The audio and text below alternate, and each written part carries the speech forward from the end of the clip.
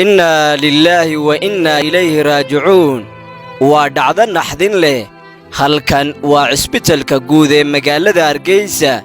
مدشن maalmooda waxa taala raxmayar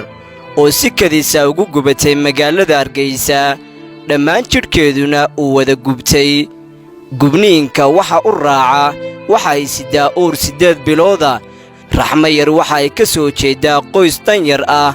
hooyadeed Ashraafiya Khalifa waa gabadh Oromaa oo ka soo jeeda dalka Itoobiya muddo 20 sano ugu dambeeyayna waxay ku nooleed magaalada Hargeysa iyadoo duruufo adag ay soo wajahday mana haysato cid ku garab istaagta ama ka caawisa qarashka dhaqaale ee ku baxaya inanteedan gubatay Ridwaan Maxamed Cagayare waa wiil dhalinyaro oo la socday xaaladda hooyo Ashraafiya Khalifa waxaana uu ka warbixinayaa dhibaatooyinka soo maray hooyadan gabadhan agteeda taagan waa Ashraafiya waa hooyada dhashay Raxma oo muddo 5 cisho ka hor ku gubatay magaalada Hargeysa runtii dhibaato badan ayay qabtaa gubashada waxa u raaca inantaa yar ee Raxma inay ahayd in yaro uur leh waxa isku raacaya marka uur iyo gubasho xalay toole waxay cadeeyeen dhakhtaradu in ilmihii caloosheeda ku jirayna uu dhintay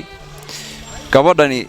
cid ehela iyo cid caawinaysa oo nidaamkan bulshada uu abaabulanay in la iscaawiyo magaalada kuma laha laakiin muddadii 20 sano ugu dambeeyay waxaynu la nooleed magaalada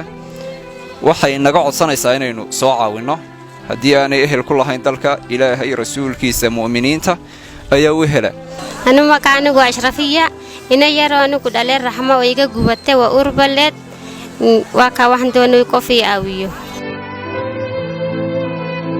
haddaba aynu ka qayb qaadanno samata bixinta inantan yar ee ku sugan geeri iyo nolol Ilaahay ka sakow innaga ayaynuga baahan tahay inaan garab istaagno oo wixii dhaqaalaha aynu ugu shubno taleefannada shaashadayda ka muuqda